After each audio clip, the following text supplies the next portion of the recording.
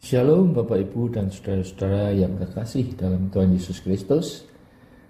Kembali kita akan merenungkan firman Tuhan dengan topik jangan menoleh ke belakang. Tapi marilah sebelumnya kita berdoa, mohon Tuhan memberikan hikmat pada kita. Bapa kami yang ada di surga, terima kasih Tuhan. Kami selalu bersyukur Tuhan atas kemurahan-Mu, atas kebaikan-Mu ya Tuhan. Setiap hari selalu baru anugerah dan setia-Mu ya Tuhan. Bapa juga Engkau memberikan kesempatan kepada kami untuk masih dapat mendengarkan dan merenungkan firman-Mu ya Tuhan. Karena itu Tuhan, Kau urapi lidah bibir hamba-Mu agar berkata-kata sesuai dengan keinginan hati-Mu ya Tuhan. Bapa, begitu juga Roh Kudus sudi mengurapi hamba-Mu dan juga anak-anak-Mu yang mendengarkan firman ini agar mereka mendapatkan hikmat, mengerti akan firman-Mu dan melakukannya dalam kehidupan mereka sehari-hari. Terima kasih ya Tuhan, berbicaralah, kami siap untuk mendengarkan. Dalam nama Tuhan Yesus kami berdoa dan mengucap syukur. Amin. Saudara-saudara, janganlah menoleh ke belakang. Kalau kita lihat pada Filipi 3 ayat 13b, 14 dan 15a yang berbunyi, tetapi ini yang aku lakukan, aku akan melupakan apa yang ada di belakangku dan mengarahkan diri kepada apa yang ada di depanku dan berlari-lari kepada tujuan untuk memperoleh hadiah, yaitu panggilan surgawi dari Allah dalam Yesus Kristus. Karena itu, marilah kita yang sempurna berpikir demikian. Saudara, ayat ini mengingatkan kita untuk melupakan masa lalu, karena yang sudah berlalu tidak akan terjadi lagi. Kesalahan-kesalahan yang kita lakukan maupun kegagalan-kegagalan yang ada di masa lalu adalah untuk pelajaran agar kita tidak melakukan hal yang sama lagi. Rasul Paulus mengajarkan kepada kita untuk melupakan masa lalu, melupakan perbuatan-perbuatan dosa dan keduniawian, menjadi hidup yang baru, yang menjadi pelaku firman dan hidup dalam kebenaran dan kekudusan. Bangsa Israel sekalipun telah dibebaskan dari perbudakan Firaun di Mesir, ketika di padang gurun jiwanya masih berada di Mesir. Mereka masih mengingat makan ikan gratis, mentimun, semangka, bawang prei, bawang merah dan putih yang kesemuanya itu memang tidak dapat diperoleh di padang gurun. Namun mereka lupa akan pemeliharaan dan pimpinan penyertaan Tuhan siang dan malam setiap hari yang tidak pernah berhenti lewat tiang awan dan tiang api. Tuhan juga memberi makan kepada mereka dalam bentuk mana dari surga, kadang-kadang juga burung puyuh. Namun mereka selalu menggerutu, mengeluh, memberontak dan tegar tengkuk. Tidak peduli atas janji Tuhan tentang masa depan untuk tinggal di tanah Kanaan yang penuh dengan susu dan madu.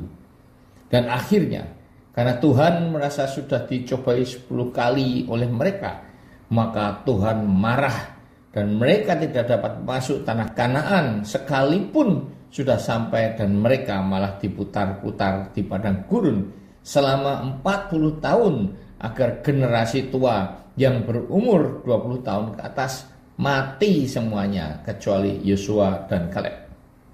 Begitu juga istri Lot yang menjadi tiang garam karena melanggar peringatan malaikat agar tidak menoleh ke belakang. Inilah contoh menoleh ke belakang, yaitu bangsa Israel yang mengingat makanan-makanan di Mesir, sedangkan istri Lot menoleh karena mengingat harta bendanya yang habis terbakar.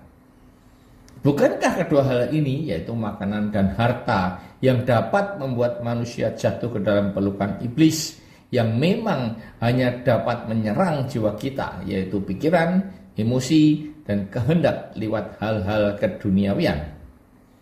Selanjutnya, Paulus mengajar kita untuk fokus ke depan, kepada masa depan yang tergantung dari apa yang kita perbuat sekarang. Ibaratnya apa yang kita tabur sekarang adalah apa yang akan kita tuai di masa yang akan datang. Jika kita menabur kebaikan dan kebajikan, memperhatikan dan menjadi saluran berkat bagi orang-orang miskin, atau yang membutuhkan di luar materi, namun memerlukan perhatian, penghiburan, dan kekuatan untuk masalah-masalah yang sedang dihadapinya, maka yang akan kita tuai adalah mahkota kehidupan dan pakaian putih menjadi pemenang yang tidak akan dihapus namanya dari kitab kehidupan. Semuanya ini harus dilakukan dengan cepat, segera, dan pada waktu yang tepat. Bagikan orang yang berlari terburu-buru, takut akan terlambat. Memang jangan sampai terlambat.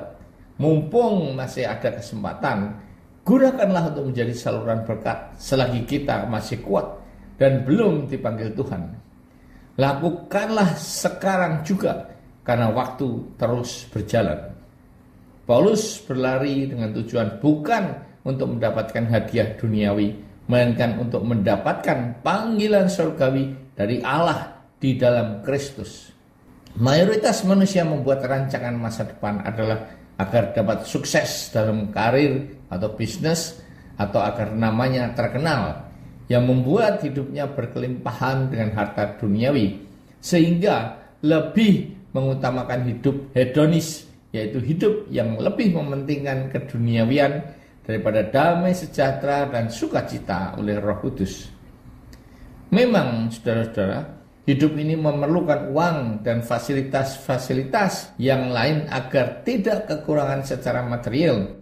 Tetapi semuanya itu fana, hanya berlaku ketika kita masih hidup di dunia.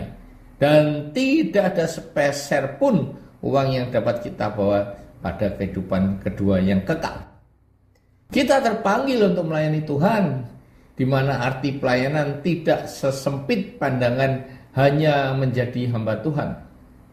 Apapun yang kita lakukan untuk memuliakan namanya dan menyenangkan hatinya, serta menjadi saksi hidup dalam kehidupan kita sebagai orang percaya pengikut Kristus adalah dengan melakukan pelayanan dalam arti yang luas. Misalnya, dalam marketplace, kita melakukan profesi kita dengan jujur, tidak korupsi baik uang ataupun waktu, ramah, suka menolong kolega yang kesulitan dalam pekerjaannya, memberikan ide alternatif jalan keluar atas masalah yang mereka hadapi, sekalipun belum tentu ide tersebut diterimanya. Tidak memperlakukan para karyawan seperti sapi perahan, menindas mereka pelit dan tidak mau tahu kesulitan mereka dan sebagainya. Itulah tindakan yang harus kita lakukan sebagai saksi Kristus dalam kehidupan ini. Hidup dalam Kristus berarti mempunyai pikiran dan tindakan seperti Dia. Dan ini bukan hal yang mudah, karena kita seringkali dihadapkan kepada pilihan untuk bersedia bayar harga atau tidak. Seperti Yesus yang bayar harga dengan darahnya yang tidak ternilai harganya, hanya untuk menebus dosa-dosa manusia seperti saudara dan saya. Bahkan mengampuni mereka yang menghinanya, meludahi, yang merupakan suatu penghinaan yang luar biasa karena dilakukan kepada Yesus yang adalah Tuhan. Mereka menyiksanya, menyalibkannya sampai mati, disalib dalam keadaan telanjang bulat karena kain penutup tubuhnya diambil dan diundi bagi para serdadu Romawi. Tidak mudah untuk menjadi pengikut Kristus dengan syarat harus mau sangkal diri, memikul salib setiap hari, baru mengikut Dia. Seperti tentara yang mengikuti komandannya, apapun juga yang diperintahkan harus dilakukan dengan taat dan patuh, apapun resikonya, sekalipun sampai mati di medan perang jika memang itu harus terjadi. Saudara-saudara, banyak orang mencari Yesus karena agar dapat kenyang makan roti, bukan tanda-tanda yang dibuatnya, seperti kuasanya untuk meredakan angin ribut, membangkitkan Lazarus yang mati, menyembuhkan wanita yang mengalami pendarahan selama 12 tahun hanya karena menjamah jubahnya, menyembuhkan orang buta tuli dan orang yang sudah lumpuh selama 36 tahun di kolam Bethesda, dan lain-lain. Saudara-saudara, kita tidak dapat mengabdi kepada dua Tuhan karena kita akan lebih menyayangi Tuhan yang satu daripada Tuhan yang lain. Kita tidak dapat menyembah Mamon, yaitu uang, bersamaan dengan Yesus Kristus. Hanya ada satu pilihan, yaitu mengutamakan Mamon atau Yesus Kristus yang akan tercermin dari perbuatan dan tindakan kita selama hidup di dunia ini. Akhirnya, kita diharapkan mempunyai pikiran yang sempurna yang hanya dapat terjadi oleh karena kita dimampukan oleh Roh Kudus yang tinggal di dalam diri kita sebagai baiknya. Karena kesempurnaan adalah sifat dan natur yang hanya dapat dimiliki Allah. Semoga firman ini mengingatkan kita untuk tidak menoleh ke belakang lagi, melainkan bersama Kristus kita akan mempunyai masa depan yang cerah, karena Dia akan menggandeng kita dengan tangan kanannya, bahkan akan menggendong kita sampai warna rambut kita putih. Amin. Marilah kita berdoa.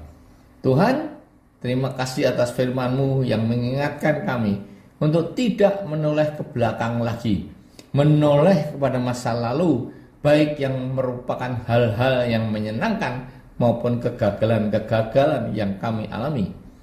Kami berdoa bagi mereka yang sedang sakit. Tolong Tuhan, jamahlah mereka karena bilur-bilur-Mu yang menyembuhkan. Bagi mereka yang sedang menghadapi masalah, tolong Tuhan berikan mereka kekuatan dan ketekunan agar dapat tahan uji dan hanya berharap kepada-Mu saja. Mereka akan Kau berikan jalan keluar, karena Engkau adalah Allah yang adil dan setia, yang tidak akan membiarkan anak-anak-Mu diuji melebihi kekuatannya. Tuhan, hamba-Mu berhenti berbicara, namun Roh Kudus teruslah tetap bekerja bagi anak-anak-Mu yang mendengarkan firman ini, agar mulai hari ini sampai Maranatha, mereka akan mengalami hidup dalam damai sejahtera dan sukacita di luar akal logika manusia. Amin.